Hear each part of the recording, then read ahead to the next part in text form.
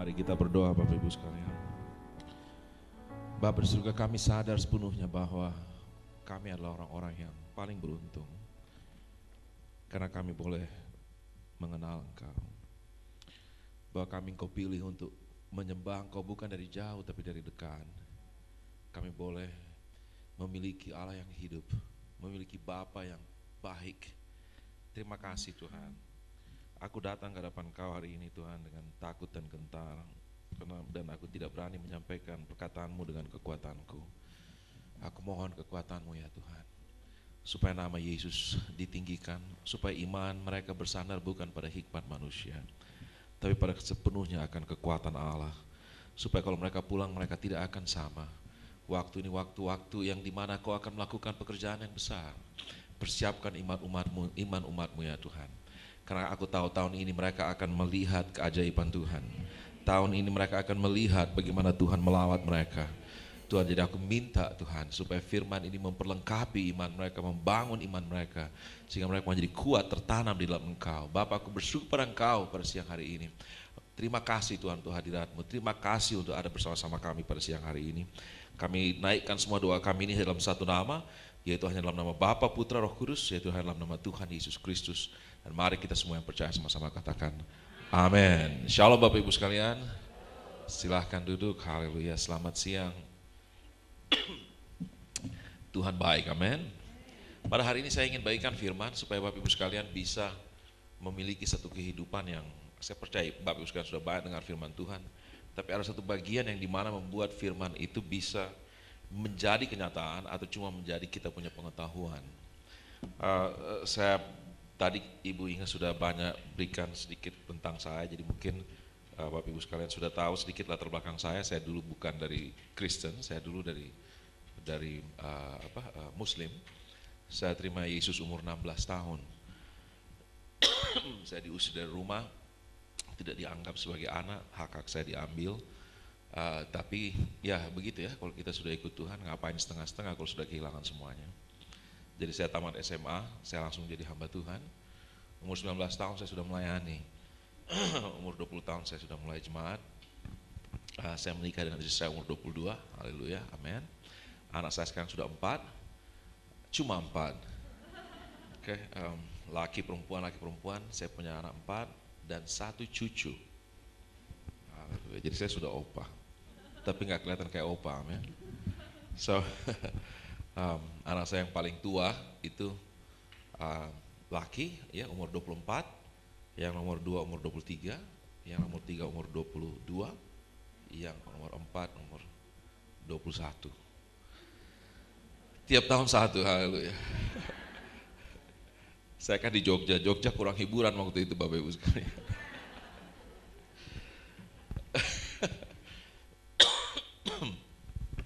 Istri saya luar biasa. Saya rasa kalau bukan karena istri saya nggak mungkin bisa ada di sini. Jadi kami besarkan anak kami bersama.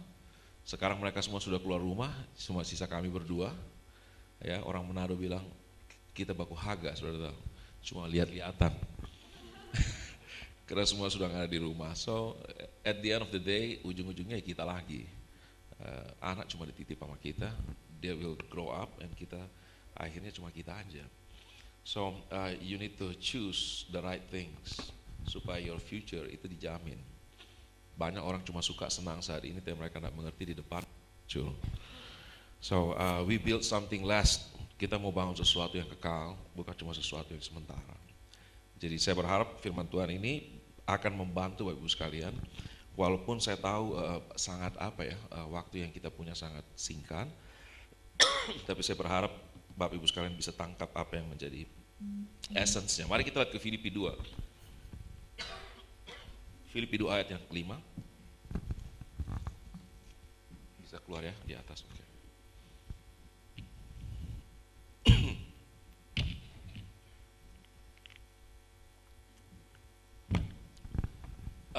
Kalau kita lihat di sini, dibilang hendaklah kamu dalam hidupmu bersama. So it's not just by yourself, tapi bersama itu berarti dengan orang lain. Ya, masalah kita itu bukan dengan Tuhan, dengan orang lain. Dengan Tuhan kita nggak pernah bermasalah karena Tuhan sayang kita dan dia serahkan dirinya, dan dia sudah mengasihi kita dengan tanpa syarat. Saudara mau seperti apapun, kalau saudara kembali, dia selalu menerima saudara. Bukan berarti kita bisa hidup seenaknya, tapi masalah kita selalu ada bersama, bukan sama Tuhan, ya. Dan jadi bilang, hendaklah kamu dalam hidupmu bersama, menaruh pikiran dan perasaan yang terdapat juga dalam Kristus Yesus. Jadi bukan cuma pikiran Bapak Ibu sekalian yang harus sama dengan Yesus, perasaanmu pun harus sama. Tadi kalau saudara dengar kesaksian tentang orang LGBT, ya, lesbian, gay, bisex, transgender, saudara harus tahu itu bukan masalah main, itu masalah emosi, masalah perasaan. Dosa itu bukan masalah tindakan. Sekali lagi ya, waktu Tuhan Yesus mengatakan, kamu sudah mendengar ayat yang mengatakan, firman yang mengatakan, jangan membunuh. Tapi aku berkata kepadamu, kalau engkau marah, bagi Tuhan marah itu sudah dosa, itu emosi bukan tindakan. Jadi orang tahu firman tapi perasaannya gak beres, tetap saja dia berdosa. Saudara tahu kenapa orang Kristen jatuh dalam dosa dan hidup tidak pernah bisa kudus? Karena mereka punya pikiran tahu, mereka ikut seminar, ikut conference, ikut KKR, ikut khotbah, dengar kesana kemari. Bahkan sekarang saudara di iPad saudara bisa berapa banyak saudara dengar. Sudah bisa dengar Joel Osteen, bisa dengarkan Joseph Prince, semua kita bisa tahu. There's nothing short dengan firman Tuhan. Saya ke Singapura dan diminta melayani orang jemaat di Singapura. Mereka bilang, Pastor, dia bilang, in Singapore we have every kinds of speaker. The problem is only one thing, we don't know how to do it. Jadi masalah bukan kekurangan firman, tapi bagaimana caranya mereka bisa lakukan itu firman. Jadi kalau saudara tahu begitu banyak, pikiran saudara mungkin mendekati firman Tuhan, saudara sudah dekat dengan Tuhan, tapi perasaan saudara masih ngaco. Tetap saja akan buat dosa. Haleluya. Kok jadi sepi?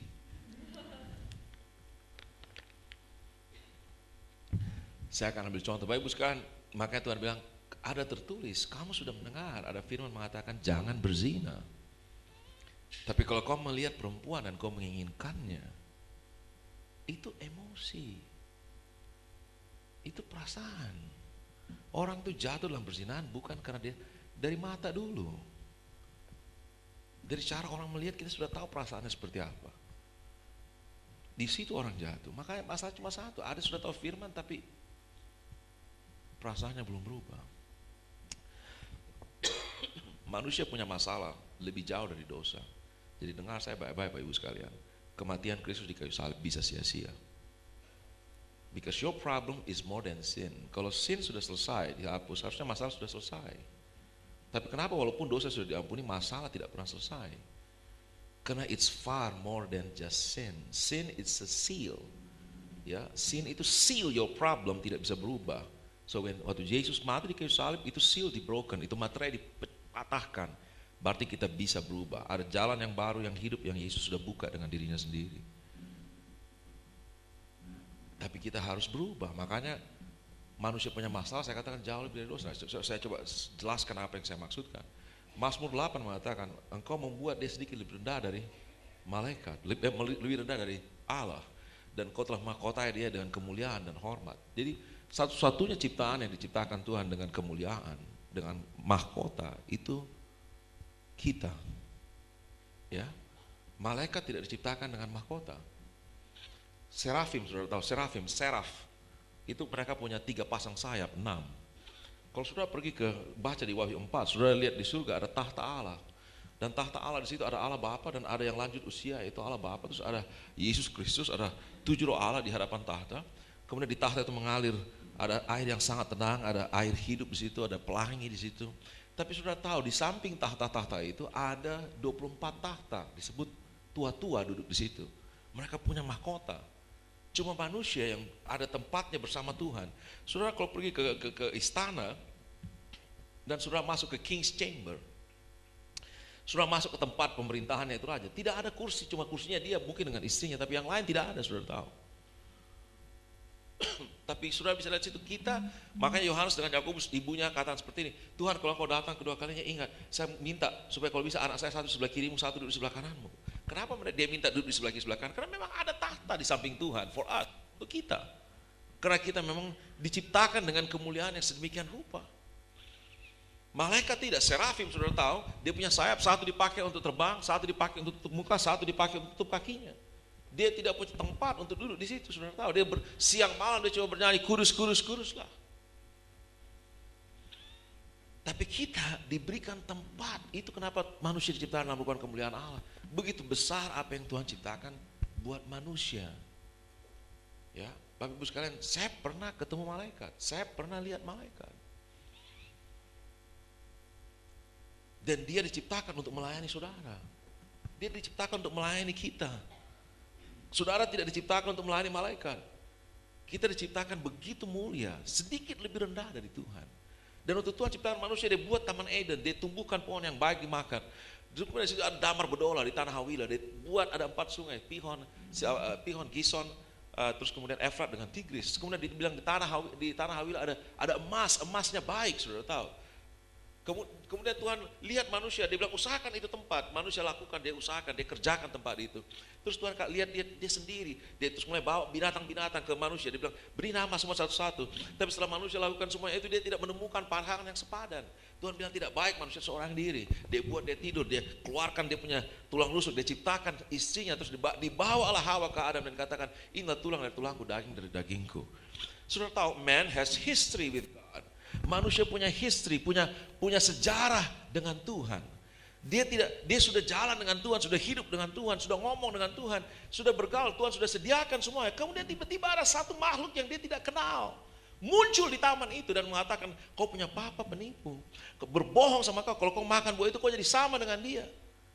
Saudara bisa bayangkan, dia bisa percaya orang itu dan tinggalkan Tuhan yang sudah sekian lama dengan dia. Saudara tahu itu masalahnya manusia. Saudara baik dengan dia, saudara layani dia selama 10 tahun, 20 tahun, tiba-tiba dia bisa ketemu orang yang dia tidak pernah kenal dan dia bisa tinggalkan saudara karena itu orang. Itu terjadi sebelum dia berdosa, tahu. Jadi masalah manusia jauh sebelum dia berdosa. Jadi jangan kita cuma, oh Yesus mati di kayu salib, ampuni kita punya dosa. Oke, itu baru awal, belum ada apa-apanya, belum ada penyelesaian, pemulihan dalam hidupmu. Makanya kekristenan terlalu naif untuk berpikir bahwa haleluya, Yesus mati di kayu salib. Padahal Alkitab bilang itu cuma awal, itu benih yang jatuh. Dia bilang unless the seed fall to the ground and die, he remain one seed. Dia bilang dia harus jatuh ke tanah, mati, baru dia akan tumbuh. Jadi mati itu cuma awalnya untuk tumbuh, saudara tahu.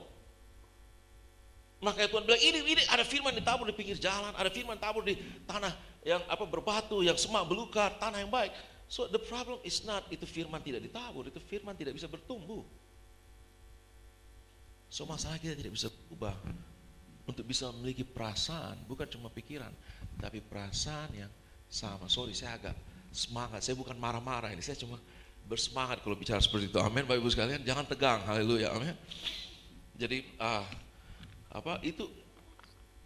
jadi saya berusaha sudah lihat bahwa masalah manusia jauh lebih dari dosa. Waktu dosa dihapus supaya masalah itu bisa diselesaikan.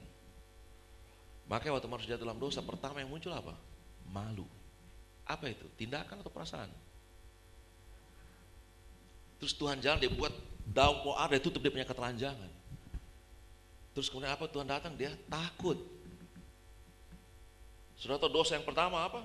Waktu Kain persembahkan setengah ladangnya dan Habel persembahkan anak domba, yang diterima anak domba. Anak pertama ditolak dengan setengah ladangnya, anak kedua diterima. Dia malu, merasa tidak dihargai, dia merasa disepelekan.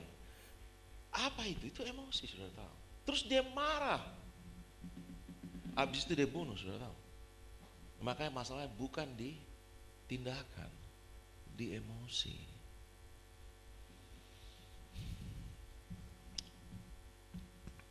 Kekristenan paling banyak bicara soal roh dan jiwa.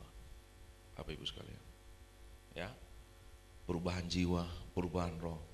Tapi kalau sudah baca 1 Tesalonika 5:23 dia bilang, semoga roh, jiwa, tubuhmu. Itu masalah dengan tubuh sebenarnya. Roma 12 ayat 1, persembahkanlah tubuhmu Tubuhmu yang menjadi masalah Bapak Ibu sekalian. Karena di situ sumber hormon, kelenjar, emosimu itu dari situ. Kenapa Tuhan bilang pikul salibmu, sangkal dirimu? Karena ini masalahnya. Makanya Paulus bilang, selama saya tinggal di kemah ini, saya masih jauh dari Tuhan. Saya merasa beratnya tekanan dari sini. Itu masalahnya. Itu makanya kita harus rubah emosi kita menjadi sama dengan Yesus. Haleluya. Amin Bapak Ibu sekalian. Saudara mengerti kenapa Alkitab bilang, kenapa pornografi begitu kuat saat ini? Anak 8 tahun sudah menstruasi sekarang, tahu? Kenapa bisa seperti itu? Karena anak-anak umur 5-6 tahun sekarang sudah nonton pornografi. Saudara tahu Alkitab bilang apa? Semua dosa yang kau lakukan terjadi di luar tubuhmu, kecuali satu, perzinahan. Dia rubah tubuhmu. Makanya emosinya aneh terus. Makanya lihat perempuan tidak bisa tahan. Mau apa dikasih firman, diapain juga tetap akan dia lakukan. Karena manusia itu manusia itu makhluk emosional. Saya nggak akan masuk ke situ ya. Karena LGBT itu yang saya bilang tadi, itu masalah, bukan masalah, itu masalah emosi. Kalau sudah cek orang LGBT punya otak dengan kita, beda. Kalau kita punya respons, kita punya frontal cortex, lihat sesuatu, dia respons, sudah tahu. Mereka tidak. Mereka punya behind, di cortex di belakangnya yang respons. Cara berfungsi otak mereka pun sudah tidak sama dengan kita. Saudara pikir itu apa? Makanya emosi yang keluar pun juga beda. Saya punya saya sudah umur 48, kalau saudara mau tahu, supaya jangan berdosa saya beritahu aja. Karena kan orang-orang kepo, umur berapa ya? So 48. Saya waktu saya umur 47, sekalian saya di jemaat saya buat surprise party buat saya. Nah, mereka mau buat surprise Nabi, susah Bapak Ibu sekalian. Kita sudah tahu sebelum dia buat surprise. Jadi akhirnya saya kasihan juga karena mereka udah gelisah, karena mereka mau suruh saya ke rumah mau buat surprise, tapi saya sengaja lambat-lambat, jadi tapi mereka kelihatan udah gelisah. Jadi akhirnya saya bilang oke, kita pergi aja. Sampai ke rumah terus mereka surprise, tapi supaya saya udah tahu, tapi supaya mereka akhirnya saya oh ya surprise. Tapi yang betul-betul buat saya surprise Bapak Ibu sekalian adalah mereka buat game, mereka buat quiz buat saya, Bible quiz. Jadi mereka taruh istri saya di sebelah kiri saya, terus di sebelah kanan saya itu ada 3 youth pastor saya, saudara tahu. Cowok, disuruh pakai makeup, disuruh pakai lipstick, saudara tahu. Dan terus apa yang terjadi, mereka bilang gini, kita akan berikan pertanyaan pastor, pertanyaan Alkitab. Kalau pastor jawabnya benar, istri pastor yang cium. Kalau salah, 3 cowok ini akan cium pastor. Saya berusaha tidak salah, saudara tahu ya. Jadi mereka berusaha kasih pertanyaan, tapi karena ya namanya kita gembala, kita tahu firman, selalu saya benar, saudara tahu. Jadi akhirnya mereka putus asa, gimana caranya supaya bisa pastor dicium. Akhirnya mereka buat pertanyaan yang tidak ada di dalam Alkitab, saudara tahu. Mereka bilang, umur berapa Joshua menyeberang sungai Yordan? Ya tidak ada, saudara tahu. Jadi pas saya mau jawab, terus mereka bilang salah. Jadi saya dicium lah sama 3 wanita gadungan ini, saudara tahu. Dan mereka bilang ciumnya harus mesra. Saudara tahu, saya punya bulu kuduk merinding, saudara tahu. Geliknya minta ampun, saudara. Mereka cium itu kumisnya tuh yang kena-kena di situ. Aduh. Nah, tapi kenapa gay bisa? Itu karena dia punya emosi. Kita nggak punya emosi karena manusia itu makhluk emosional. Kita lakukan apa yang kita suka, bukan apa yang benar salah. Jadi walaupun itu salah, tapi kalau kita suka, kita pasti lakukan. Jadi saya bisa tahu orang itu masih berdosa dari emosinya, nggak usah bicara dari apa dia omong. Karena dari emosi kita lakukan apa yang kita suka. Orang kalau suka uang dia akan lakukan apa aja buat uang. Karena emosi. Kita makan itu emosi. Saudara pikir makan itu karena lapar? Kita lapar, kalau makanan enggak enak kita enggak makan, saudara tahu. Saya waktu melayani di Afrika Selatan, saya 13 gereja di sana, 12 gereja kulit putih, 1 gereja kulit hitam. Mereka ajak saya makan di restoran namanya restoran carnivore. Saudara tahu mau daging apa? Ada daging zebra, daging rusa, daging impala, daging sampai daging buaya, saudara tahu ada di situ semua. Nah, dia punya rasa cuma 2 tapi asin dan asin sekali. Saya nggak bisa makan, saudara tahu. Kenapa? Karena kita biasa pakai bumbu. Kita mau ada santan, kadang-kadang kita mau pakai gula woku, kita mau buka, saya pakai apa? Rica, pedas, kita mau. Dia nggak ada, asin-asin sekali. Itu kenapa orang Indonesia kalau pergi ke luar negeri selalu bawa rice cooker, saudara tahu.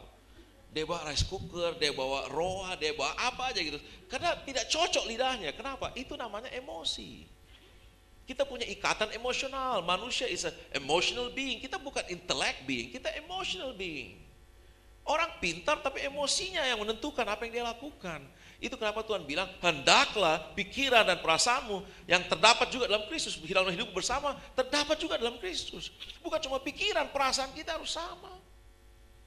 Kalau perasaan saudara tidak berubah, itu kenapa masalah saudara tidak pernah selesai. Karena setiap kali itu masalah datang, saudara punya emosi meledak pasti.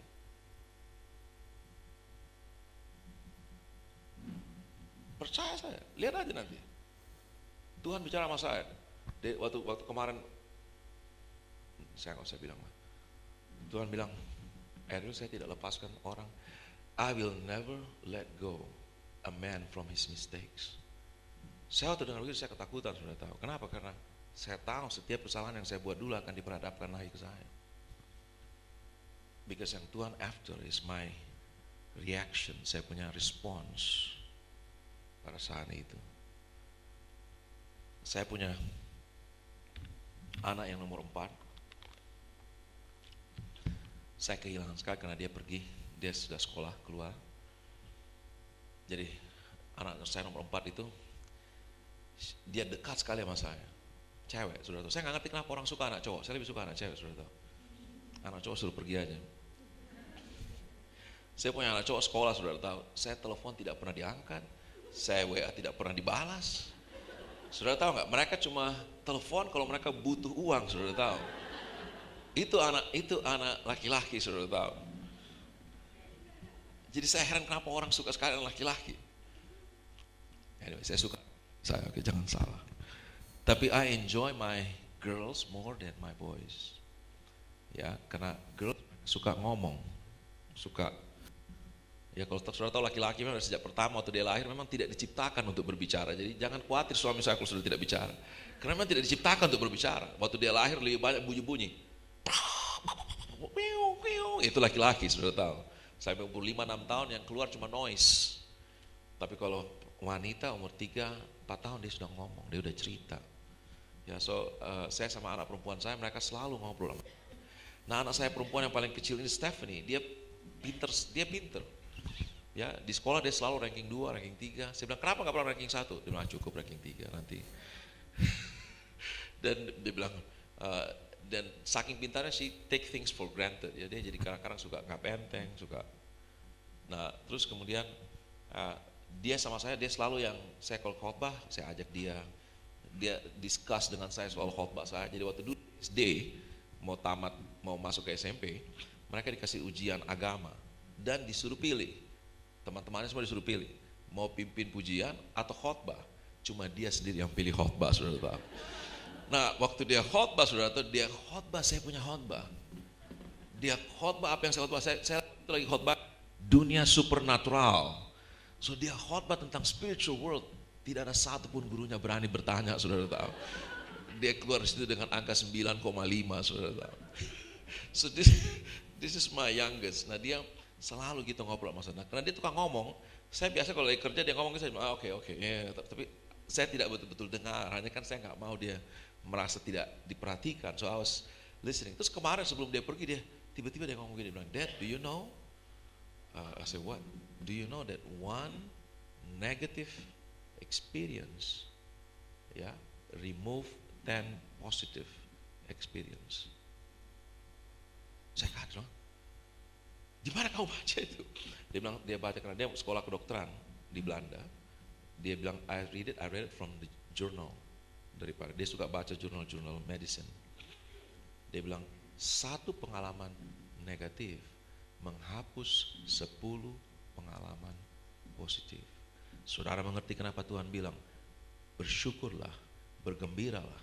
Aku sekali lagi mengatakan, bergembiralah, bersukacitalah. Kenapa Daud katakan, pujilah Tuhan, hai jiwaku. Pujilah Tuhan, jangan lupa kebaikannya. Ya, pujilah Tuhan, hai jiwaku, Dia yang sudah mengampuni dosamu dan memperbarui masa mudamu seperti para burung Raja Wali. Kenapa kita harus? Karena kita punya emosi. Setiap hari kita berhadapan, satu hari saudara berhadapan dengan berapa peristiwa negatif. Emosi menjadi negatif.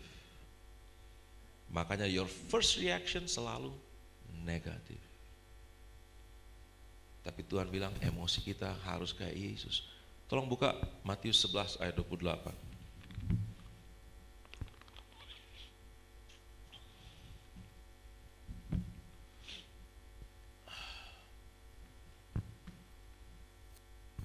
Matius 11 ayat 28. Marilah kepadaku semua yang berbeban berat, berletih lesu berbeban berat, aku akan memberi kelegaan kepadamu. Nah, Tuhan mau kita lega, tidak terhimpit. Tuhan mau kita rest, relax. Amin, Bapak Ibu sekalian. Tuhan mau kita berada dalam damai, oke? Nah, terus kita lihat ayat yang ke-29. Bagaimana caranya?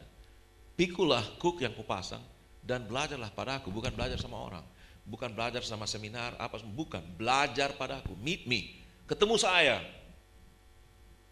Terus dia bilang apa? Karena aku apa? Jadi emosinya Tuhan Yesus apa? Keras, sensitif, lemah lembut, dan rendah hati.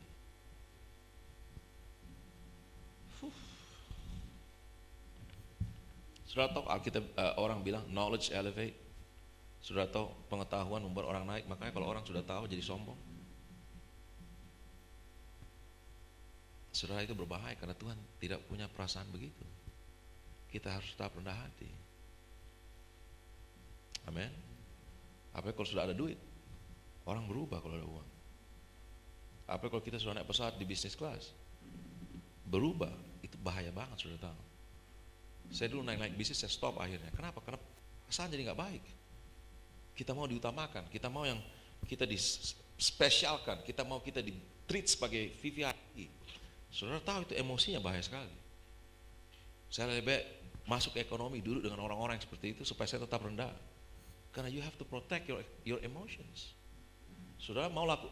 Sekarang saya kasih contoh Bapak Ibu sekalian. Kalau saudara lihat ISIS ya, mereka gerek lehernya orang. Saya kalau kasih pisau sama saudara dan saya suruh gerek lehernya orang, belum tentu saudara bisa. Why? You don't have the emotions. Tapi kalau saudara marah, dendam, kecewa, saya kasih pisau, saudara bunuh orang, bunuh. Jadi you need the wrong emotions to do the wrong things. You need right emotions to do the right things. Itu kenapa kita harus satu cook, belajar sama Yesus. Saudara tahu apa yang dikatakan tentang Yesus? Walaupun dalam rupa sebagai Allah tidak mempertahankan haknya, tapi dia mengosongkan dirinya dan menjadi sama dengan seorang hamba. Menjadi sama dengan hamba. Jadi kita walaupun seperti apa kita punya kedudukan, seperti apa kita punya kekayaan, kita harus jadi hamba. Kalau if you want to have the same emotions with Jesus, kita harus satu cook dari dia, kita harus belajar dari dia. Kita harus tetap menjaga jadi hamba, dan dia bilang dia menjadi sama dengan seorang hamba, dan dia mengambil rupa seorang hamba. Morfe, sudah tahu metamorfe. Itu metamorfe itu adalah perubahan bentuk, bukan bentuk saya, tapi the substance change. Saudara tahu kalau itu kecebong, kecebong. Sorry. Kecebong, kodok, kecebong ya kan. Itu bernafas pakai insang, saudara tahu, itu ikan. Tapi dalam cuma beberapa hari dia berubah menjadi paru-paru. Tidak perlu jutaan, kayak evolusi bilang. Dari insang berubah menjadi paru-paru. Why? Because the substance change. Dari kecebong, itu kecebong, ikan berubah menjadi reptile.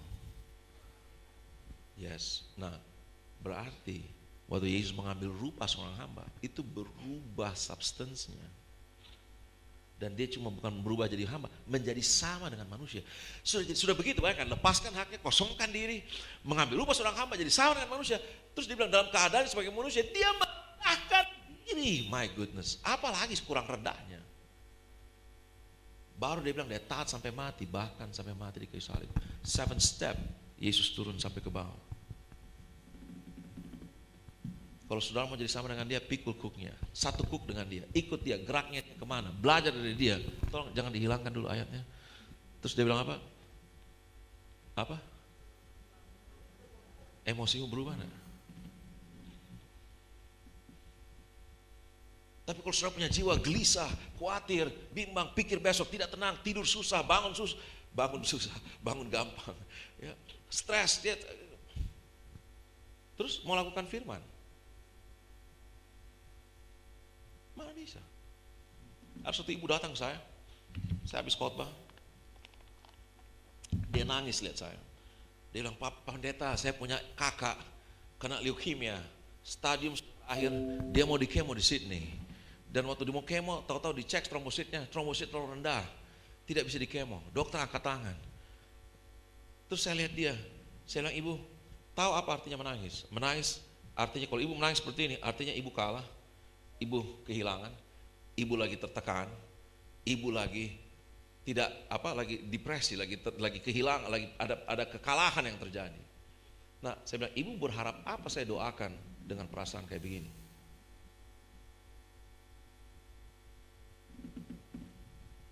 Saya bilang, bersuka cita sekarang, bersyukur kepada Tuhan. Itu kenapa kita bersyukur terus, mau terjadi apa jangan berhenti bersyukur. Dan dia bersyukur, dia hapus air mata dan dia mulai bersyukur. Waktu dia mulai bersyukur, saya pegang tangannya, saya bilang, dalam nama Yesus, saya bilang, kanker, kau kenal saya kenal kau, dan kau harus tunduk dengan apa saya katakan, karena Yesus sudah mati di kayu salib. Saya sudah kalahkan kau, saya sudah menang terhadap kau, pergi dari darahnya. Malam-malam dia WhatsApp saya, dia bilang, Pak Pendeta sudah naik trombositnya. Terus dia bilang seperti ini, tapi ada tambahannya, ini masalahnya Bapak Ibu sekalian, orang itu kayak gitu, ada tambahannya. Terus dia bilang, Pak Pendeta, sekarang kita perlu kemo enggak? Saya bilang, ibu doanya pertama apa ibu? Kita minta trombositnya naik supaya dia bisa di kemo. Sekarang sudah begini, aduh hitung-hitungan nanti kalau kemo mahal. Kalau bisa Pak Pendeta doa lagi supaya dia tidak di kemo, supaya kita bisa hemat uang. Saya bilang, saya bukan Tuhan. Pertama, saya bukan Tuhan.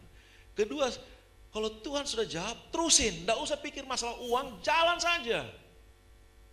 Enggak usah hitung-hitungan, jalan saja, saya bilang. Dia bilang, oke Pak Pendeta, ada kemo. Pas kemo 2 minggu kemudian dia bilang, waduh Pak Pendeta, dia lagi, dia bilang, ada benjolan di perutnya, tolong doakan. Terus saya bilang, saya tidak mau doakan. Dia bingung, kok pendeta tidak mau doakan? Saya tidak mau doakan. Saya bilang, karena bukan doa saya yang menyembuhkan, tapi imanmu. Saya bilang, waktu Yairus datang, itu masalah, karena orang cari pendeta akhirnya, tahu nggak? Amin. Saya nggak suka dicari-cari, saya mau istirahat dan bersuka dengan Tuhan. Karena iman orang bergantung sama kita, bukan sama Tuhan. Jadi saya bilang, ibu, waktu Yairus datang ke Tuhan Yesus, dia bilang, Tuhan, anakku hampir mati, tolong datang tumpangkan tangan supaya dia sembuh. Tuhan berdiri, Tuhan jalan dengan dia. Di tengah jalan, dia bilang, anakku hampir mati, it's urgent, betul enggak? Urgent tidak? Sangat urgent. Terus apa yang terjadi? Tiba-tiba ada wanita pegang dia punya jubah, dan wanita perdarahan itu sembuh. Tuhan balik dan bilang, siapa yang jamah saya? Murid-murid bilang, siapa yang jamah? Semua orang jamah kau. Dia bilang, tidak, ini beda. Ada kuasa yang keluar, ada tenaga yang keluar dalam diri saya. Siapa yang jamah saya? Itu perempuan jadi ketakutan, dia maju ke depan, dia bilang, saya. Terus kemudian dia bilang, terus dia akui semua kepada Tuhan. Terus Tuhan bilang, imanmu menyelamatkan kau. Nah ingat, selesai dia mengaku seperti itu, Bapak Ibu sekalian, orang langsung datang. Anakmu sudah mati. Sudah tahu perasaannya Yairus. Dia bilang, saya harus diprioritaskan dong. Anak saya sudah mati. Jangan halangi Tuhan. Tapi waktu orang Tuhan balik bicara sama itu orang perdarahan yang sembuh kan, dia punya hati udah dak-dikduk, saudara tahu. Tapi waktu orang datang terus orang bilang, anakmu sudah mati, jangan susahkan guru. Tahu bagaimana reaksinya dia? Sebelum dia bereaksi salah, Tuhan langsung bilang, jangan takut. Tuhan tidak bilang, kita berdoa lagi. Dia tadi belum mati, sekarang sudah mati, kita berdoa lagi. Enggak, Tuhan bilang, jangan takut. It means emosimu jaga. Jangan marah, jangan kecewa, jangan bereaksi, tetap tenang, tetap percaya, jalan terus. Saya bilang, ibu, saya tidak mau berdoa. Saya bilang, percaya Percaya, kenali Tuhanmu. Kalau kau tahu Tuhanmu, kau kenali dia, percaya dia, pegang dia, tenang saja. Dia pasti akan selesaikan. 1 minggu kemudian dia kasih tahu saya, benjolnya hilang. 3 hari kemudian dia bilang, jalan. 1 minggu kemudian sebelum saya pergi, dia WA saya, Pak Pendeta, diambil tulang, sumsum tulang belakangnya diambil. Dicek dia punya kanker. Setelah dicek, negatif semuanya. Tidak ada kanker. Terus saya bilang, terima kasih Pak Eril untuk doanya. Saya bilang, Ibu, bukan doa saya, imanmu telah menyembuhkan, menyelamatkan kau, menyelamatkan saudaramu. Oh tidak Pak Pendeta, doanya Pak Pendeta. Itu orang kadang-kadang keras kepala. Saya bilang, tidak Ibu, karena imanmu. Akan ada Pak Pendeta, akan tidak Ibu, karena imanmu. Orang kadang-kadang keras kepala, saudara tahu.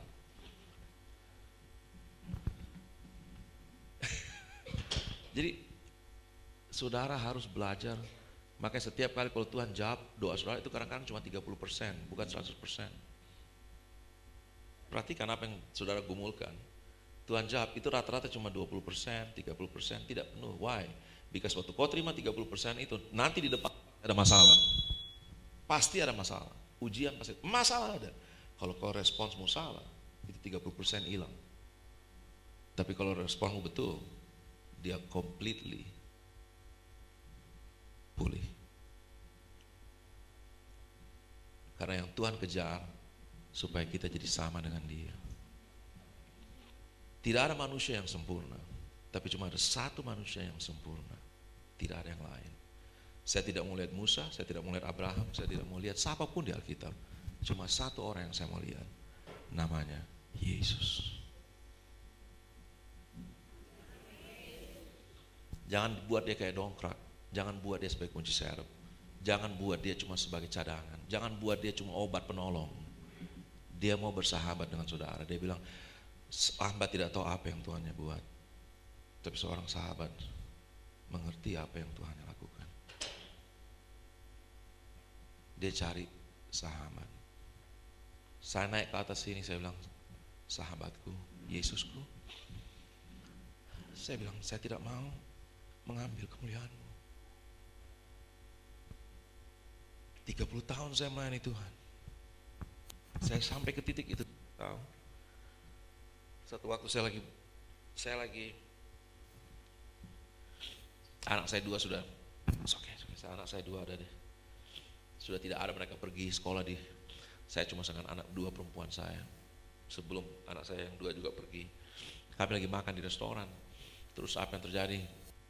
Seperti biasa kalau kita pergi keluarga, waktu keluarga seperti itu, kita makan. Kalau saya memang tujuannya makan, tapi kalau anak-anak saya tujuannya makan itu sekunder, primernya shopping, saudara tahu.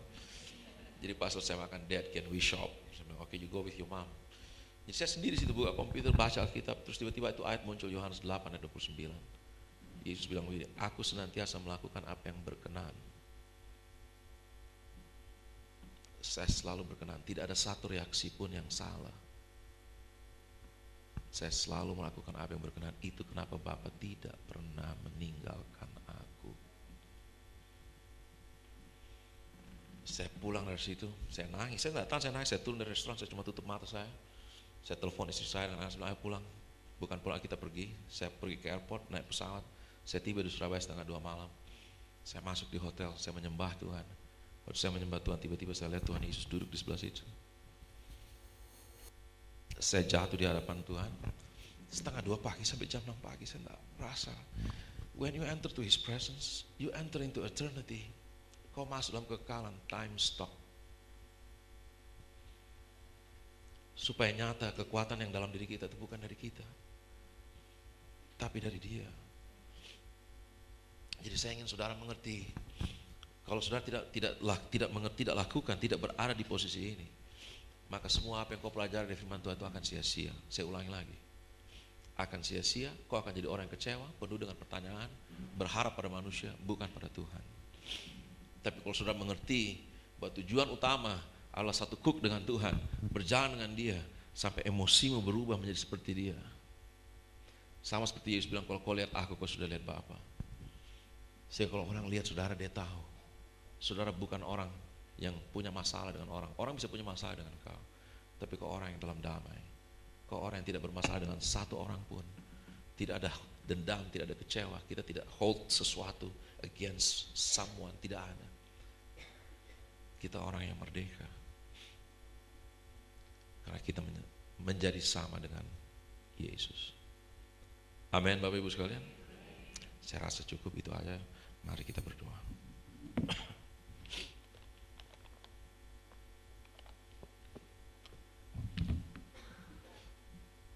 Saya satu waktu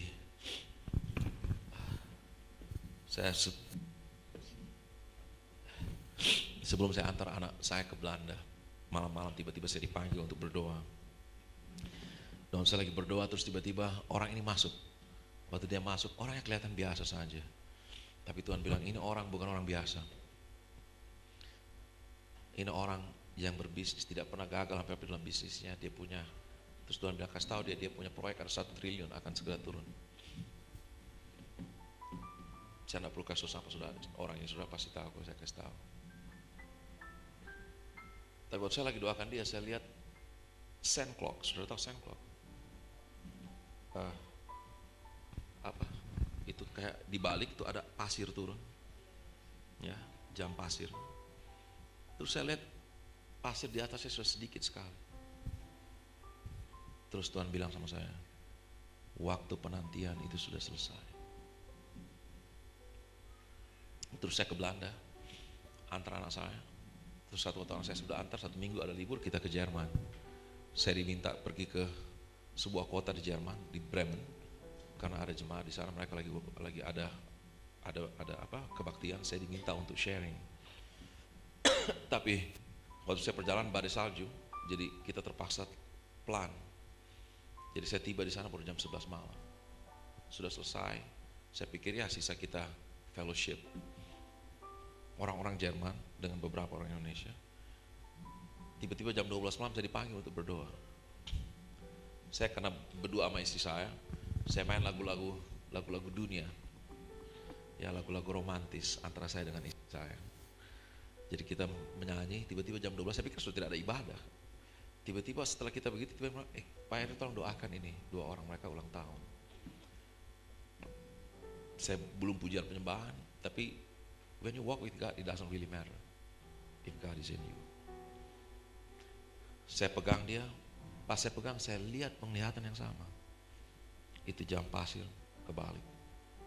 Terus Tuhan bilang, waktu penantian itu selesai. Saya bilang sama dia, waktu penantian akan selesai. Selesai kayak gitu mereka bilang, how do you know? Udah 3 bulan doa puasa menantikan jawaban Tuhan. Tapi penglihatan itu datang 2 kali. Jadi Tuhan bilang sama saya, kalau 2 kali yang sama muncul, itu bukan untuk 1 orang. Itu untuk banyak orang. Ada saudara di sini yang lagi menantikan sesuatu dari 5 tahun, 10 tahun yang lalu. Tuhan bilang tahun ini waktu penantian itu akan berakhir. But you have to have the same emotion. Harus punya emosi yang sama. Roma 14 ayat 17, kerajaan surga adalah kebenaran, damai sejahtera, dan apa? Sukacita. Kebenaran itu dari Tuhan. Cuma 1/3 dari keselamatanmu. Masih ada 2/3, damai sejahtera dan sukacita. Saudara mau menerima gifts dari Tuhan. Apa yang tidak pernah kau bayangkan, pikirkan, tidak pernah muncul dalam hatimu. Tahu itu kado, itu gifts. Sesuatu yang tidak pernah muncul dalam hati kita itu kado. Saudara tahu, kalau kau sudah buka, saudara excited. Why? Because saudara tidak tahu apa yang di dalamnya. Begitu juga Tuhan bilang, bagi dia yang sanggup melaksanakan apa yang kau doakan dan pikirkan. Lebih. Dan if God is true and never lie, dan itu betul, berarti tahun ini akan menjadi tahun yang sangat luar biasa bagi engkau. Karena gift itu akan diberikan. Tapi Tuhan bilang, unless you humble yourself, seperti anak kecil ini, kecuali kau merendahkan diri menjadi seperti anak kecil ini, kau tidak akan masuk kerajaan surga. Saudara tahu anak kecil dia harus bersuka cita. Anak kecil bersuka cita, tidak pernah saya jaga terus bagaimana supaya saya tetap bersuka cita dalam damai. Kenapa? Karena saya tahu kalau saya punya perasaan kayak Tuhan, Tuhan bilang kau minta apa saja aku akan lakukan. Tinggal dalam aku dalam kau. Kau minta apa saja, kau akan terima. Tahun ini, saya tidak tahu harus saudara yang bergumul sini. Dan itu saudara sudah menunggu sekian lama. Saudara sudah coba, dia naik terus turun lagi, dia naik terus turun lagi. Kayaknya ada tembok yang menghalangi kau tidak bisa tembus. Tahun ini itu akan berakhir. Tapi engkau harus satu kub dengan dia, sama perasaan dengan dia, dalam damai, dalam sukacita. Boleh saya kasih satu ayat lain nggak, Bapak Ibu? Boleh. Tolong lihat Yohanes 20.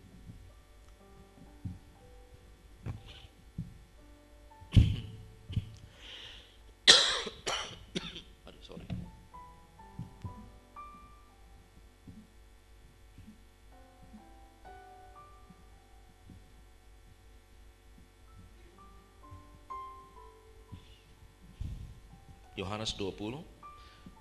Sabar saya. Baru.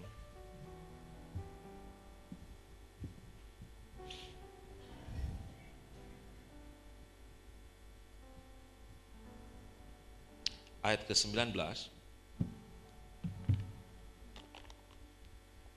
Ketika hari sudah malam, pada hari pertama minggu itu, berkumpullah murid-murid Yesus di suatu tempat dengan pintu-pintu yang terkunci.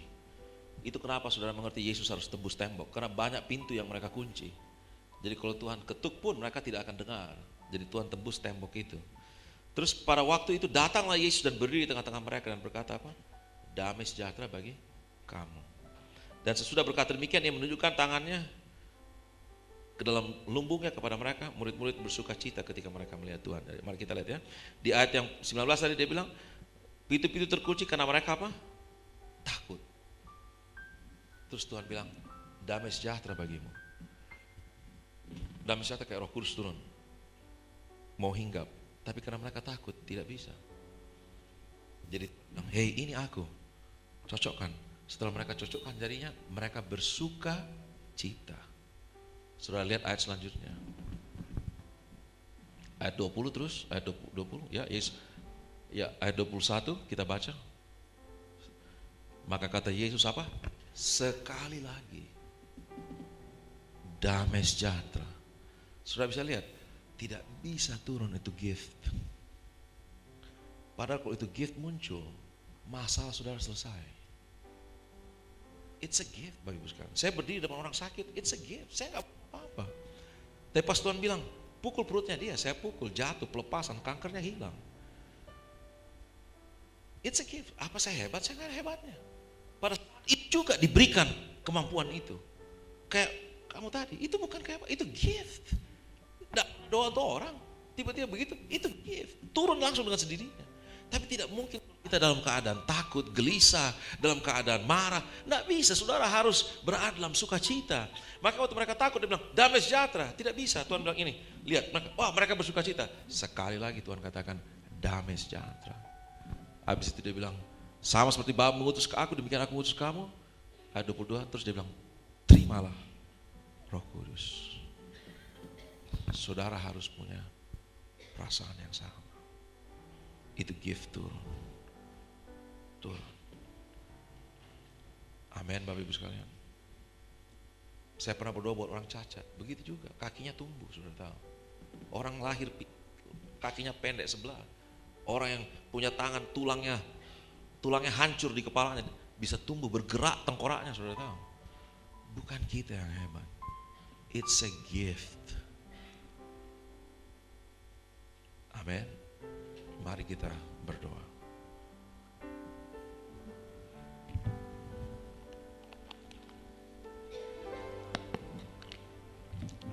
Kau berfirman, waktu penantian itu akan berakhir. Kau perlihatkan aku jam di surga, bahwa apa yang mereka sudah tunggu bertahun-tahun akan segera diwujudkan. Apa yang kau sudah doa, ada saudara sini yang sudah lemah, sudah capek berdoa, karena saudara pikir itu tidak akan terjadi. Tuhan bilang, jangan lepaskan harapan, jangan pernah putus asa, jaga hatimu, jaga untuk tetap bersuka cita, karena sewaktu itu datang, dia datang begitu cepat, seperti kayak air melanda engkau, dan tiba-tiba semua keadaanmu akan berubah. Bapa, aku berdoa dalam nama Yesus Kristus Tuhan, aku sudah menyampaikan apa yang menjadi isi hatimu. Inilah, aku bukan menyampaikan firman Tuhan, tapi aku menyampaikan hidupku Tuhan. Karena kau menegur aku, kau mengkoreksi aku, kau perlihatkan di mana kesalahanku. Supaya Tuhan, mereka tidak perlu lakukan yang sama. Mereka bisa berhasil dalam waktu yang cepat. Mereka bisa Tuhan melihat perkara-perkara Tuhan begitu cepat terjadi. Aku minta satu hal, aku hardik semua roh ketakutan. Allah tidak berikan roh ketakutan, tapi roh yang memberikan kekuatan, kasih dan ketertiban. Aku minta kasih Allah memenuhi mereka Tuhan. Aku minta Tuhan, buah roh kasih, sukacita, damai, sejahtera, kesabaran, kemurahan, kebaikan, kelemah lembutan, kesetiaan, penguasaan diri. Aku minta Tuhan semua ada, bukan cuma makanan minuman Tuhan, tapi kerajaan surga adalah kebenaran, damai, sejahtera dan sukacita oleh Roh Kudus. Roh Kudus, aku berdoa Tuhan, change their body, change semua. Dia punya urge, dia punya hormon Tuhan, sehingga yang keluar semua perasaan sukacita, perasaan air bergembira, perasaan damai sejahtera Tuhan. Change Tuhan, persembahkan Tuhan mereka saya persembahan yang kudus berkenan di hadapan Kau. Tuhan, Kau datang, Kau tidak melakukan, Kau tidak menuntut korban bakaran, tapi sebuah tubuh Kau berikan kepada aku untuk melakukan kehendak-Mu.